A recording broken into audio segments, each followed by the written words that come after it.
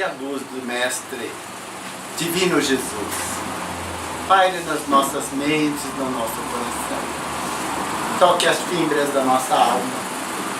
Leve-nos à emoção maior dos sentimentos que fazem com que nossa alma, como disse o nosso irmão, se dobre em gratidão, em louvor, imbuídos da humildade e da sabedoria, que rogamos ao Pai, nesta tarde, por aqui nos encontrarmos, possamos também nos envolver nessa sabedoria maior, que nos leva ao bom discernimento e, consequentemente, ao despertar via conhecimento, levar-nos efetivamente aos páramos da nossa ascensão moral e intelectual. Sozinhos, praticamente nada somos, embora tenhamos dentro de nós a mônada divina, a centelha divina, que é a base de tudo que nosso espírito vem carregando, desde as priscas eras até o momento em que nos encontramos. Dia após dia, tormentas após tormentas, dificuldades que sobressaem, não somente hoje, mas muito antes da vinda do Divino Mestre Jesus, já se faziam presentes. E tão necessárias eram as urgentes modificações que as palavras do Cristo, ditas com veemência, com vigor e carregadas sempre com a luz da sabedoria, da ternura, do acolhimento, não conseguiram criar grandes modificações nos seus ouvintes. Inclusive, muitos dos seus seguidores mais próximos recalcitravam no mesmo erro, caíam sob o peso das traições, das dúvidas e das incessantes recaídas. Por isso que sempre Jesus nos alertava, e hoje continua, por tantos beneméritos, mentores espirituais, a nos conclamar a essa mudança, a essa transformação e, mormente, a renovação, que é o tema dessa palestra, dessa tarde. Renovar-se. E por que renovar-se? Ouvindo o momento espírita de hoje, aliás, eu tenho um raio de luz e de esperança sempre a tocar o meu coração. Porque, bem no final do momento espírita, eu ouvi a seguinte frase: ao nos transformarmos, nós iremos, consequentemente, transformar o mundo. E eu, parafraseando esta belíssima citação do momento espírita, diria que, ao nos renovarmos, nós também, pelo nosso trabalho, pelo nosso esforço, pela nossa renovação, estamos mudando o mundo. Faça a mudança que você deseja ver no mundo. Não foi isso que o nosso amigo Gandhi dizia? E nós, percebendo pela intuição, pela inteligência, por essa percepção clara de que não adianta reclamar, de que não adianta se revoltar, e que é preciso sempre começar por mim. Como tantos diziam, nosso irmão disse-nos lá em casa hoje, quando eu me debruço e junto o lixo que está caído na rua, eu estou fazendo a minha parte, embora eu seja tão pequeno. Ele dizia, se Chico Xavier se considerava um cisco, dizia ele, então eu não sou nada. Não, nada não somos. Somos, quiçá, não há nem o que dizer, mas somos grandiosos, porque somos filhos de Deus. E essa grandiosidade, por sermos parte desse todo maior que é Deus, então somos deuses também. Ou seja, temos uma partícula dessa divindade que nos propicia efetivamente a transformação. Também não podemos deixar de referenciar Paulo de Tarso. Há 3 passagens, eu gostaria de citar a primeira, que está em Tessalonicenses, no capítulo 3, versículo 13, textualmente, abre aspas e diz assim: e vós, irmãos, não vos canseis de fazer o bem. O que é o fazer o bem? Se eu pratico o bem, é sinal que eu já caminhei, sinal que eu já progredi, sinal que eu já estou num círculo de mais luminosidade e num caminho mais do bem e da luz. Então ele já dizia, ele que havia tanto perseguido os cristãos, ele que teve que se prostrar, ele que ficou cego para compreender, irmãos, andai e não vos canseis de praticar o bem, é que ele compreendeu o que o Cristo queria dizer. Era essa transformação efetiva, real. Eu gosto. Não dá apenas falar intelectualmente, mas falar via conhecimento. Se é via conhecimento, é via aprendizagem. Se é via aprendizagem, a via de internalizar pelo conhecimento aquilo que eu devo fazer. Então, compreendendo que o renovar é como se tornasse a repetir. Para quê? Para que, repetindo, eu possa perceber como foi meu primeiro erro, como foi a minha primeira tentativa, como foram os fracassos da minha vida. E gradativamente perceber, houve erros, houve fracassos e houve tentativas, isso é salutar. Isso é caminho do progresso. Aliás, não tem lá dito, pela tentativa e pelo erro, chegar à aprendizagem? Foi exatamente esse caminhar. Também um dia fiz uma reflexão nos bancos acadêmicos, quando dizia que nós, das 4 primeiras manifestações, entre o ouvir, o falar, o ler e o escrever, parece que as coisas levaram um bom tempo, não é verdade? Costumeiramente, via algumas situações em torno no Brasil de quase 10 milhões de pessoas surdas, há aqueles que já nascem com o dom de ouvir. Então é a primeira experiência, ouvir. Talvez seja essa a percepção. Eu ouço, então eu começo a perceber, para que depois eu internalizando que os ruídos, as clarezas daquilo que me são ditas, os nãos, os sims, as boas orientações, fazem com que minha conduta vá tomando atitudes e as minhas palavras passem também a ser repetidas até tornarem-se recorrentes na nossa jornada. Quanto tempo passou isso? Para algumas crianças hoje já começam precocemente. Não é verdade? Nem falei do andar.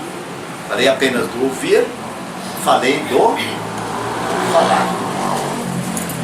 Para outras é mais demorado. E quanto tempo levam até fazer as primeiras leituras, já fotográficas, já da percepção do conhecimento que se internaliza, até o dia que gradativamente, no caminhar de cada um, passa-se a registrar, que é o escrever. Ciclicamente são caminhos necessários. Na nossa vida, paulatinamente também caminhamos, degrau por degrau, sem saltar degraus, porque senão os tombos são maiores, mas gradativamente vamos percebendo da necessidade dessa mudança. Então, Emmanuel é a nossa segunda referência. Também nos conclama com palavras de amor, de ternura, cheias de bondade, quando nos diz, achei maravilhosa essa frase, daria por si só uma palavra: Deus não nos envia problemas de que não estejamos necessitados. Deus não nos envia problemas de que não estejamos necessitados. Guardaram, né? Quantas vezes reclamamos. Mas meu fardo é muito grande. A minha cruz é pesada. Eu vou cortá-lo um pouco. Não, é do tamanho da justa medida que Deus nos envia problemas, dificuldades de toda hora. Não vamos entrar no mérito. Mas os problemas que são enviados, entre aspas, diz Emmanuel, por Deus, eu acredito que não são castigo, são exatamente as necessidades de que nós tanto necessitamos para, nesta percepção, via caminho da dor, do sofrimento, dos problemas, das dificuldades, eu conseguir também chegar ao momento segundo, aceitação e paciência. Observe essa palavra, aceitação. Eu vou dividi-la. Meu amigo lá atrás, seja bem-vindo. Aceita esta ação? Você tem essa aceitação para uma inovação, uma ação inovada? A nossa língua, amados, e não vou falar apenas porque fui professor de português. Falo porque ela é riquíssima. Ela é maravilhosa. E se nós percebermos as nuances, a polissemia da língua portuguesa, ela é variadíssima. E nós esqueceríamos momentaneamente de elogiar apenas algumas línguas estrangeiras, que são necessárias, obviamente, mas que nós ainda não aprendemos as línguas estrangeiras, porque nós não conhecemos a nossa língua pátria. Então diz, aceitação e paciência, sem fuga ao trabalho. O que seria o trabalho? A nossa ação, a necessidade de operar. Aceita a ação. Você aceita esta ação? Aceita agir? Então, sem fugir ao trabalho. São quase sempre a metade do êxito em qualquer das tarefas empreendidas. Ele continua, Emmanuel. Verbos que nos conclamam. Verbos que são de ação. Que não são apenas de estado, do ser, estar, ficar. Verbos de ação. Todo dia é também uma oportunidade de recomeçar. Primeiro verbo de ação.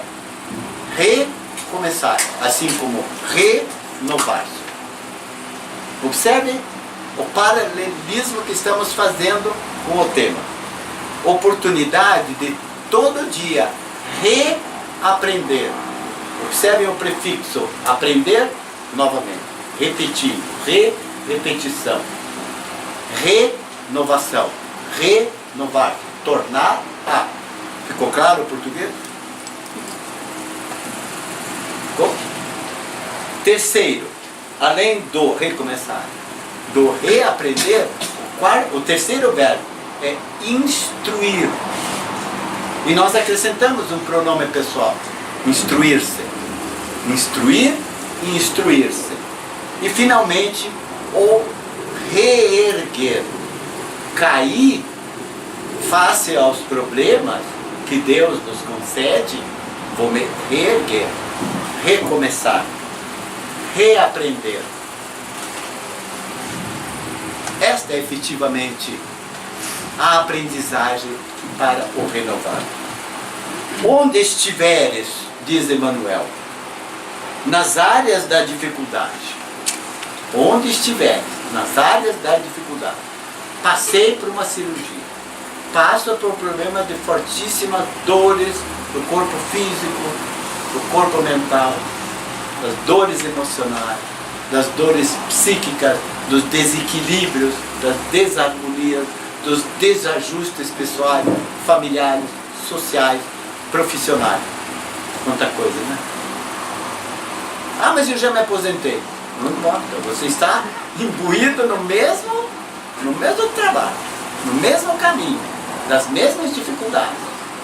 Dá-te a serenidade ao espírito. Não, dá-te ou dá a você a serenidade e ao espírito de serviço e entenderás com facilidade que o amor cobre a multidão de, vulgarmente ouvimos, pecados. Já aprendemos que não são pecados, que são faltas, que são erros. E se são erros e se são faltas, são propositais, conscientes, deliberadamente nossas. Fui pesado agora. Peguei pesado, como diz os jovens. Por quê? Faltas, erros, são meus. Mas eu não pensei. Errou por não ter pensado. Você diria ao guarda que te puniu com uma multa porque você infringiu uma sinalização? Eu não vi. Você não é condutor de um veículo? Qual que deve ser a sua tarefa primeira? Atenção, vigilância, cuidado, não há escapatória. Concorda? Então, errei, fraquejei, é falta de... Jesus nos puxa as orelhas. Falta de vigiar. E falta de orar. Caímos pela fé invigilante, caímos pela fé cega, nós caímos, consequentemente, na repetição dos mesmos erros, das mesmas faltas. E ele termina, apressando em nosso favor a desejada conquista da paz e da libertação. E ele conclui, que beleza, é sempre oportunidade de recomeçar. Por quê? Porque a mudança para melhor não implica destruir o que já fomos. Eu lembro sempre de Jesus. Vocês também. Porque já o tiramos da nossa mente e o colocamos no coração. Revestir-se do homem novo, ele não nos diz abandonar o homem velho, a mulher velha. É o que? É melhoria, é renovação, é oportunidade de gradativamente, dia a dia, circunstância por circunstância, melhorar. Quantas pessoas choram nos nossos ombros, choram à nossa frente, mandam-nos mensagens doloridas, sofridas, pedindo uma palavra de luz, uma palavra de conforto, uma bênção, uma prece. É ou não é verdade? É o clamor da necessidade que temos de rogar apoio aos irmãos, de caminhar. Por isso que são tão benéficos. E Jesus, já cansei de falar de Jesus. E Jesus, amai os vossos inimigos, amai aqueles que vos odeiam, vos perseguem, vos caluniam. Quantas vezes eu pergunto para mim, seu Silvino, com 72 anos, quantas vezes você já leu isso? Quantas vezes você já ouviu? Amai os que vos odeiam, vos caluniam, vos perseguem. Mas eu amo vocês. Porque vocês estão sorrindo para mim, estão me mandando energias positivas, estão canalizados do desejo firme da melhoria. Maravilha. Mas Jesus sabia. Como sabia. Então não é destruir o que já fomos, mas dar nova direção e maior aproveitamento a tudo aquilo que nós já conquistamos. Mas eu só tenho 18, 20 aninhos. Não importa, você já caminhou bastante. Mas eu já cheguei aos 85, não importa, tem muito ainda pela frente. Dia após dia, caminho. Não, sem referência. Sem referência. Dia após dia, ele vai aceitando os chicotes das dificuldades, mas o corpo é esbelto, o corpo é ágil, a mente é ativa. E ele diz, eu já estou esquecendo muito, meu amigo. Eu já estou repetindo muito. Que bom, né, que está repetindo. A repetição é enfática. Aí eu lembro meu irmão Mauro, que nos... Vou parafrasear você, irmão. Desculpa, hoje estou colocando os mensagens. Que bênção o seu Elias e o seu Silvino, que já não ouvem tanto. Porque eles só ouvem aquilo que lhes interessa. Foi, não foi, irmão? A partir daquele dia, Mauro, você acendeu uma chama no meu coração. E é verdade. É verdade. Porque o ouvir não foi um dos verbos que eu falei? Leva-nos também a pré-julgamentos, a julgamentos, ou a aceitação, ou a rejeição. E tantas vezes não ouvir não significa desatenção. É o cuidado, a observação de filtrar, porque ouvir você passa a ouvir. Os ruídos você ouve. Quanto ao entendimento do que foi dito, é outro caminho. Mas o caminho do ouvir, do assimilar, do entender, do se modificar, há uma grande caminhada. Agora você se pergunta, e por que você escolheu este tema? Quando chega o final do ano, normalmente véspera de ano novo, houve-se renovadas promessas. Joana d'Anjos inicia um texto chamado Tempo e Renovação, dizendo assim: passaram os festejos, o calendário indica o segundo mês do ano novo. Aí eu parei assim, mas por quê? Ela escreveu isso para mim porque a Suzy me pediu para fazer palestra, faz tempo, dia 2 de fevereiro. Puxa, e quando eu li, é o segundo mês do ano novo. Então a minha palestra está bem atual. Ela não disse o segundo dia, é o segundo mês do ano novo. Quantas coisas sucederam nos 32 dias de 2019? Quantas? Eu vi a minha querida, vixe, demais. E acontecerão muito mais. E prepare-se, amados. Eu não estou profetizando. Estou pedindo para que estejamos alertas. Leiam a transição planetária. Leiam o alvorecer de uma nova era. De Divaldo. Vocês vão perceber essa necessidade dessa preparação. As notícias de Joana d'Anjos, as notícias gerais da grande imprensa não mudaram muito. Ouço isso há mais de 60 anos. No tempo do radinho, hoje continuam iguais. Tudo indica que o ano não é tão novo assim.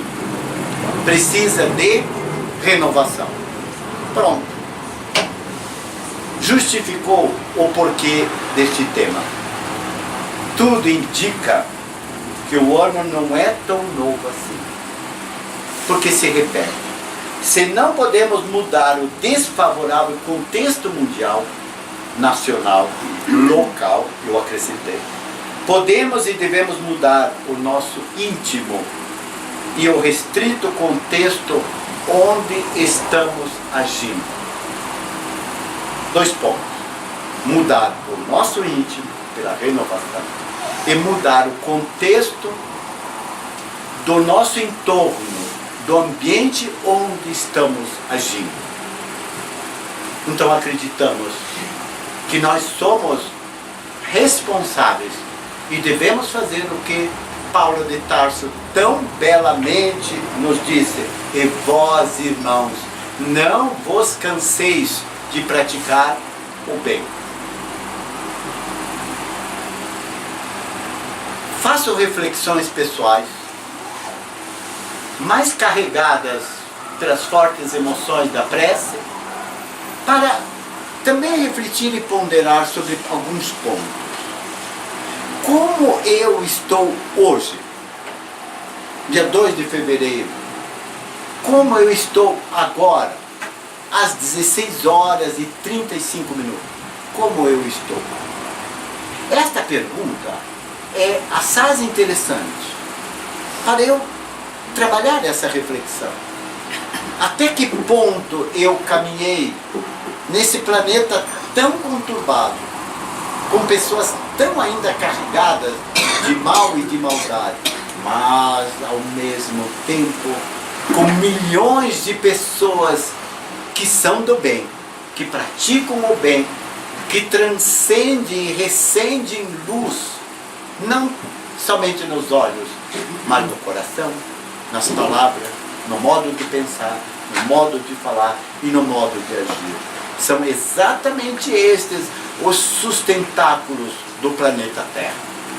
E nós, que estamos hoje aqui para fazermos reflexões ponderadas, refletidas sobre esse tema renovar-se, cabe-nos então não nos punirmos, mas reflexionar. Não puno o meu passado, não julgo as minhas faltas, os meus erros, mas preservo a consciência do momento presente. Isso não é inteligência? Que lindo isso! Inegável o quadro daquilo que a imprensa destaca para informar, quase tudo ruim, muito complexo, grave e sofrido. Não é de hoje esse panorama existencial turbulento e violento. Vive-se a hora angustiante das buscas interminas que atendem às paixões imediatistas, mas não resolvem as questões profundas do ser espiritual. Não resolvem, porque queremos agora, aqui. Querem um exemplo? Não digam nada, apenas passem a observar a conduta dos filhos, dos netos, dos jovens. Eles são extremamente imediatistas. E tudo isso eles já pulverizaram para os adultos.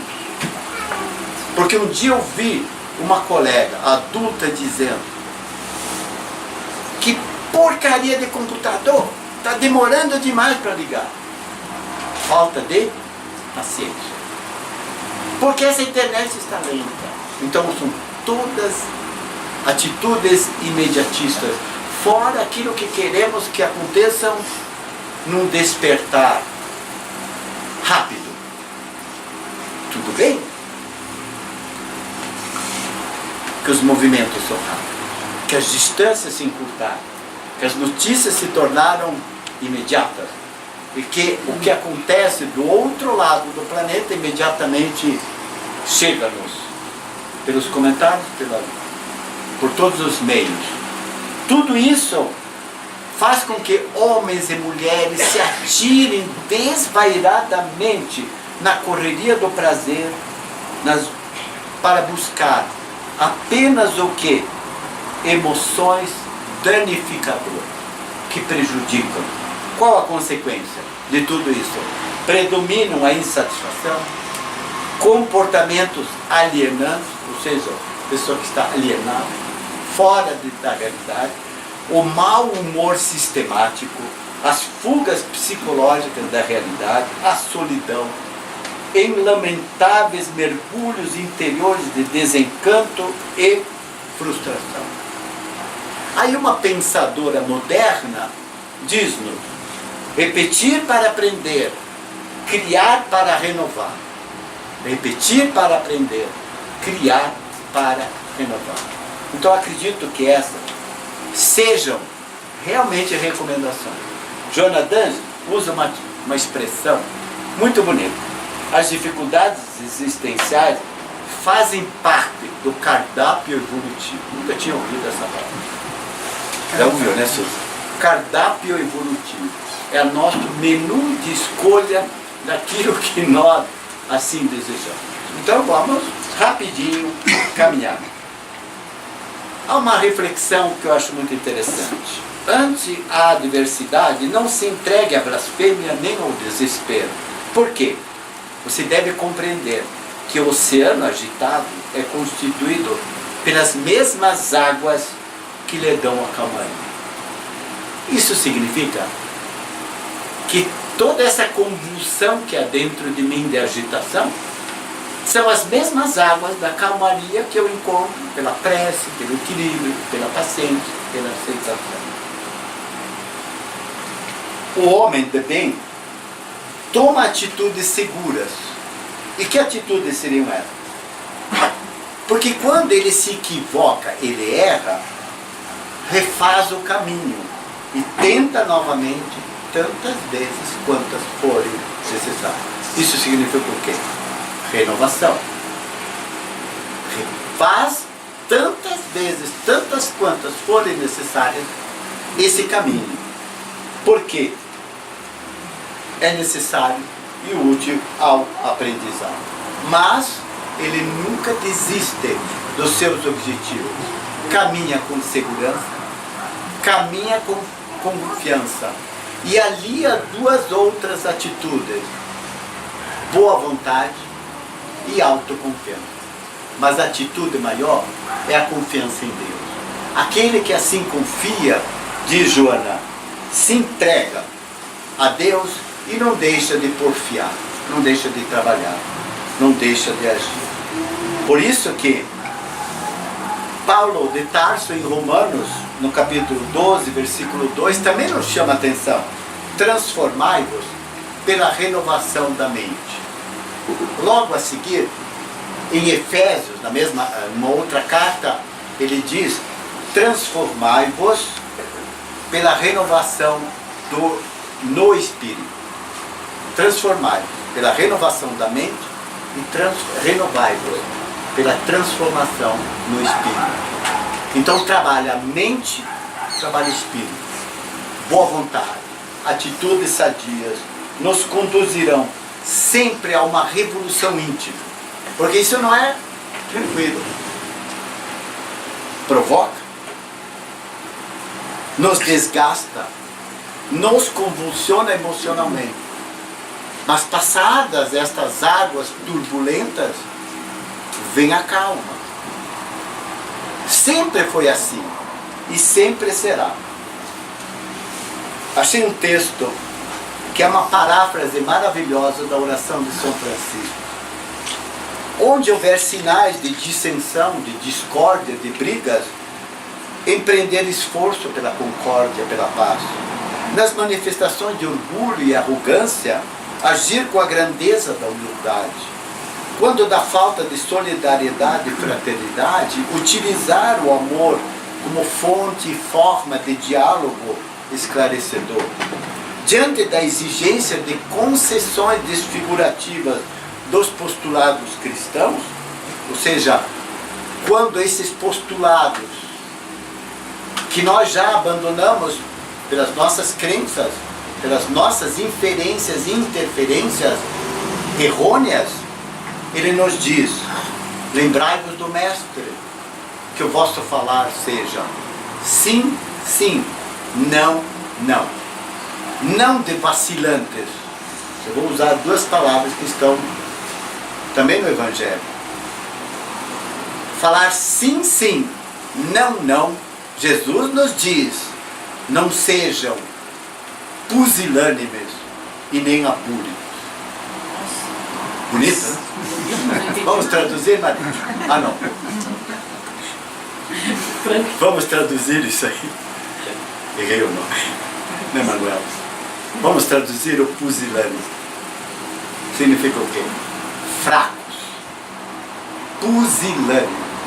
Fracos. E abúlicos, sem vontade. São palavras do Cristo, textuais, para nos conclamar a força. E diante da calúnia, use o bálsamo do perdão. Agora, alguém me mandou uma mensagem hoje e falou: Silvino, há um texto maravilhoso aqui sobre o recomeçar. E realmente o texto era interessante.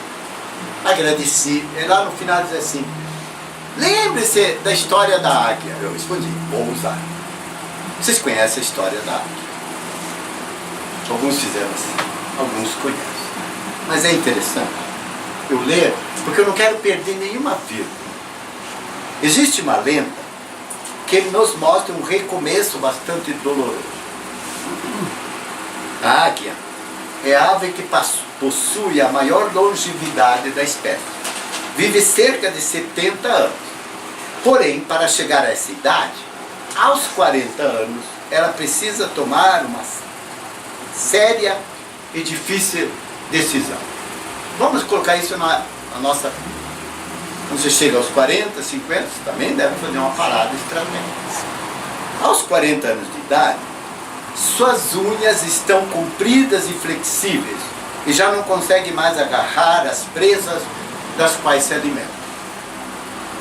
O bico, alongado e pontiagudo, se curva. Suas asas se tornam pesadas em função da grossura de suas penas. Estão envelhecidas pelo tempo. Já se passaram 40 anos do dia em que a jovem águia lançou o voo pela primeira vez. Hoje, para a experiente águia, voar já é bem difícil. Experiente. Nessa situação, a águia só tem duas alternativas. É como o homem. Chega um momento, eu não tenho mais. Minhas pernas estão batendo. As bengalas já não me sustentam. Meus braços não têm mais força. Minhas vistas estão curtas. Meus olhos já não enxergam. As lentes são grossas. O aparelho auditivo vez por outra falha. Tudo parece coisa ruim. É a reflexão da águia que toma a primeira atitude. Deixar-se morrer. Não tem mais o que fazer. Vou me deixar morrer. Essa seria a primeira que ela poderia escolher. Não. Ela é experiente. Ela enfrenta um doloroso processo de renovação que irá durar 150 dias. Esse processo consiste em voar para o alto de uma montanha e lá se recolher em um ninho que esteja próximo a um paredão, um local seguro de outros predadores e de onde, para retornar, ela necessite dar um voo firme e pleno. Algumas passagens são interessantes.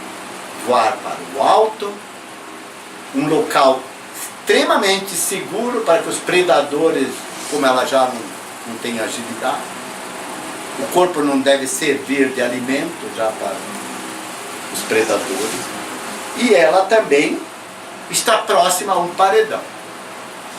Atitude de vigilância, de observação.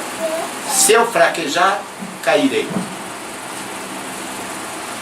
Ao encontrar esse lugar, a águia começa a bater o seu bico contra a parede até conseguir arrancá-lo, enfrentando corajosamente a dor que essa atitude acarreta. Pacientemente, espera o nascer de um novo bico, com o qual irá arrancar as suas velhas unhas.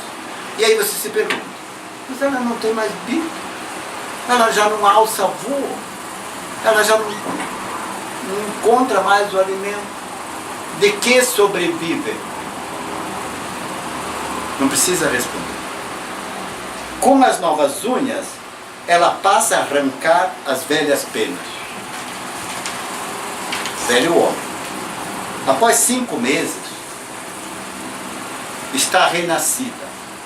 Sai para o famoso voo de renovação, certa da vitória, de estar preparada para viver então por mais 30 anos.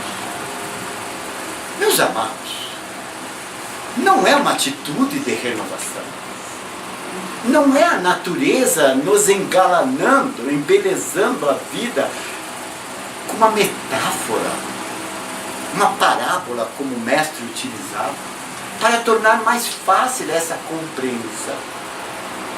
Quantos jovens aos 20 anos estão como a águia aos 40, prestes ao desespero, e que precisam tomar uma atitude de renovação,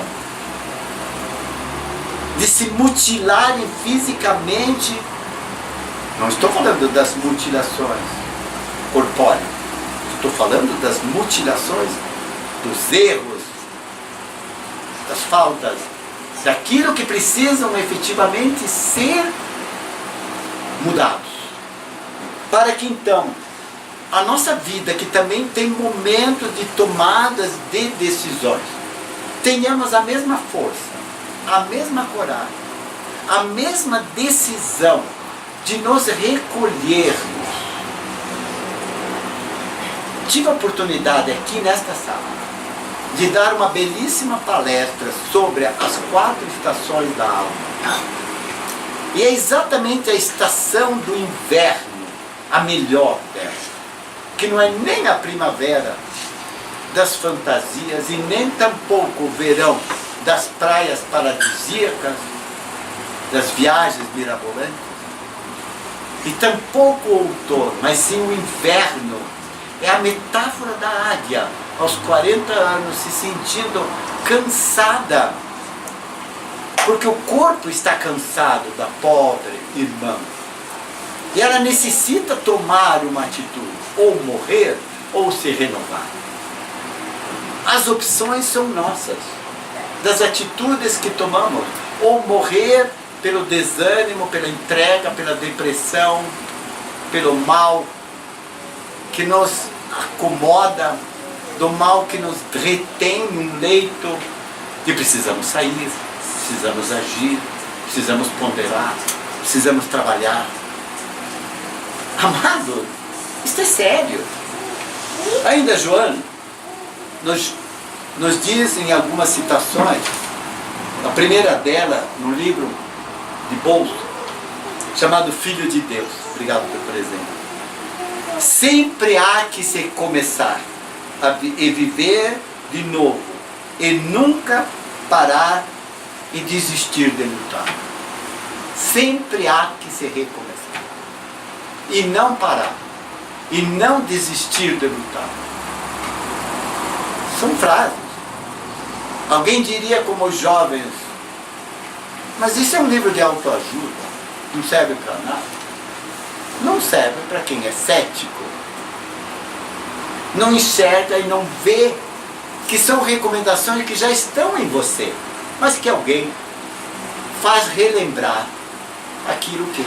Tudo que Jesus disse está em nós. Ele apenas, de uma maneira muito vívida, vigorosa, não diria inteligente porque é por demais ínfima a palavra, faz nos lembrar aquilo que está dentro de nós. Nós já temos isso em nós.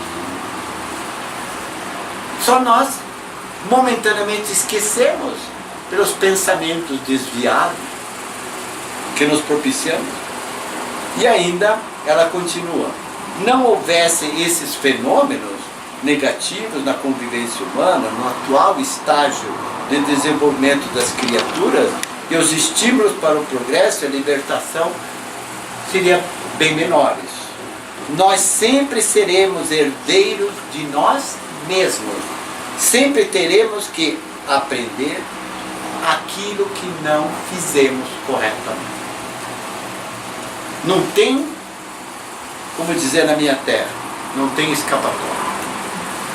Não fez a lição hoje, fará amanhã. Uma citação, não conheço, de Rafael Francisco da Silva. Temos que renovar nossa alma guerreira, assim como o sol nasce todos os dias. Alma guerreira. Que interessante isso, né? Shirley Passalongo, também não conheço, mas cita: há momentos em que precisamos nos retirar, feito as águias, renovar a face da alma, a alegria dos olhos, e só então regressar num voo de paz e esperança. Finalmente, qual o segredo da longevidade? O provérbio chinês nos diz: comer a metade, andar o dobro, rir o triplo. Comer a metade, andar o dobro, rir o triplo. Agora gostar. Boa recomendação. Ó, segredo da longevidade. Mas isso também vale espiritualmente. Nós padecemos pelos excessos do comer, do beber, dos exageros. Mas ele diz: andar o dobro. Se andou 1000, ande mais 1000 metros. Ele não mandou 42 mil. Você não está numa corrida, como é que chama? Maratona, né? Não é nem meia. Não está falando de uma maratona, não. Você não tem fôlego para isso. Pode ser que tenha aqui alguém, mas não conheço. Então, eu gostaria de concluir fazendo uma reflexão sobre as doenças da alma e a cura para essas doenças da alma. Para percebermos que essas doenças são tão necessárias lembrarmos de que nos levam a renovar. Qual a primeira doença da alma? Irritabilidade. Por qualquer coisa nos irritamos. Explodimos. Deve ter umas 5 ou 6, mas felizmente os que estão aqui são todos santificados. Não tem nenhum. Esta, ninguém tem. Segunda doença da alma, mau humor. Graças a Deus, você acorda bem, acorda feliz, dá um grande sorriso para você, para Deus, dá um sorriso para você no espelho, agradece a Deus com um sorriso. Então você não carrega o mau humor. Concordo, né? Terceira, você também não é irônico, não desdenha ninguém, também não ironiza. É límpido, é claro, é cristalino.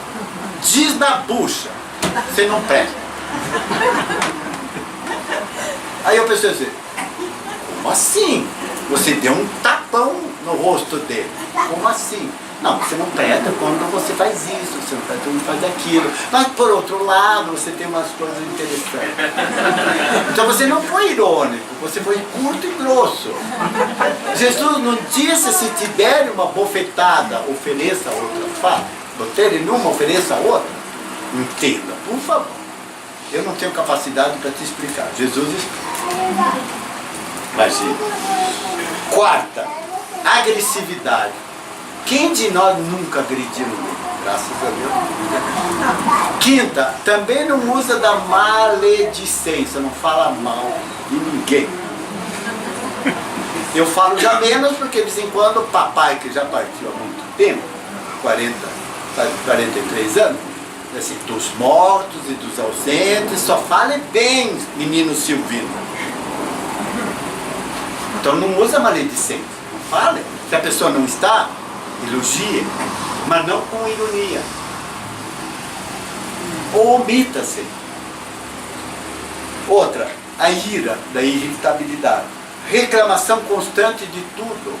Lembre-se da palestra que eu dei aqui sobre a raiva. Transforme a raiva em soluções. Você pode ter raiva. O problema é quando você tem raiva de tudo. Então a raiva é boa. Outra, prazer em ferir emocionalmente os outros. Então isso são doenças da alma, que nós precisamos nos renovarmos. E qual seria a cura?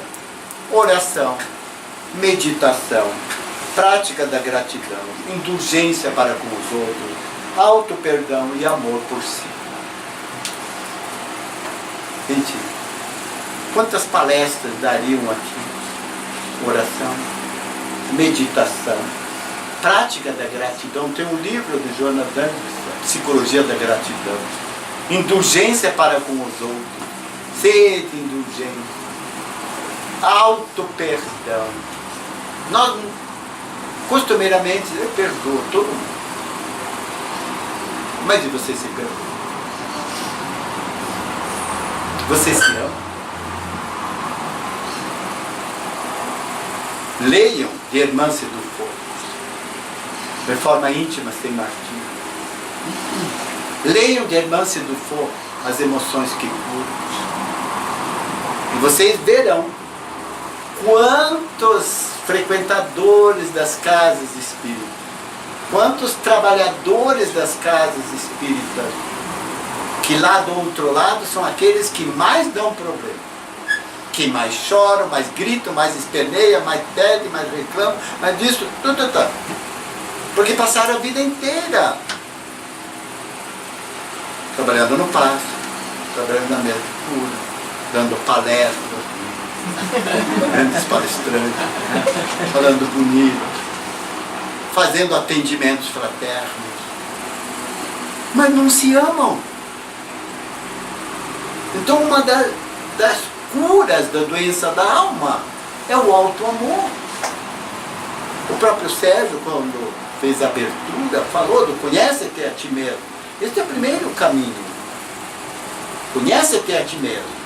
É o autoconhecimento. para gradativamente ir se auto-transformando, para depois ir se auto-amando.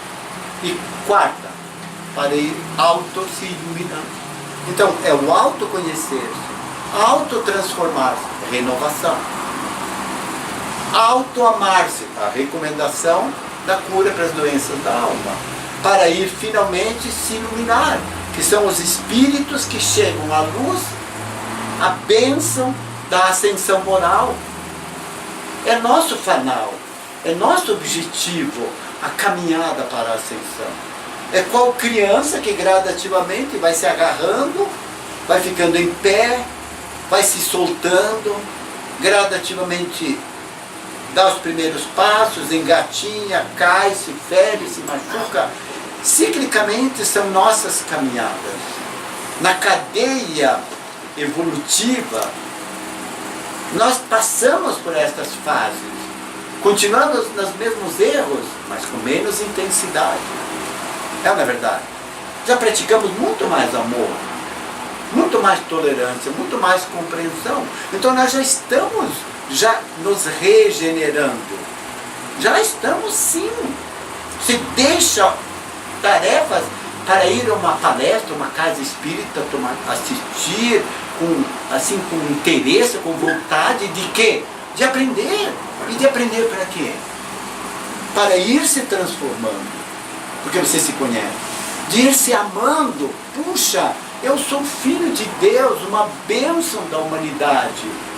O que eu falo vai para o espaço, para o universo. Essa consciência cósmica que fica impregnada com aquilo que eu sou, com aquilo que eu emano, com aquilo que eu envio para o espaço, pelo pensamento, pelas palavras.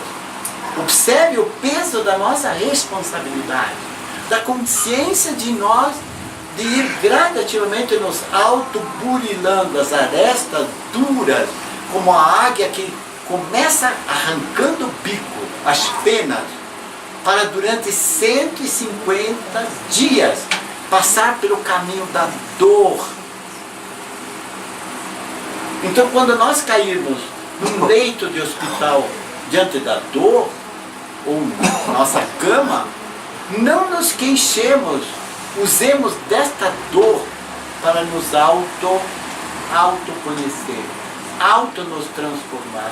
Momento de profunda reflexão, meus amados irmãos, para que essa aprendizagem nos torne pessoas melhores, pessoas do bem. E vós, irmãos queridos, praticai sempre o bem. Que seja esta a recomendação desse espírito de tanto amor, de tanta luz, que viveu, porque sofreu e compreendeu na queda, na cegueira, como nós também caímos, cegamos tantas vezes, para compreendermos que o Cristo, que tantas vezes eu persegui, via meus irmãos, maltratando-os, injuriando-os, são eles, esses irmãos, que são os melhores da minha vida, que me fazem de perseguidor a um verdadeiro conselheiro, que abre caminhos, cria sulcos indeléveis para que os que vêm após mim também sigam a luz, porque à minha frente outros abriram sulcos, caminhos para que eu caminhasse com mais segurança, com mais firmeza, até o dia que na plenitude desse imenso amor me transforme e que eu seja capaz de dizer: agora estou bem, já não sou mais eu que vivo, é o Cristo redivivo que está em mim. Que Deus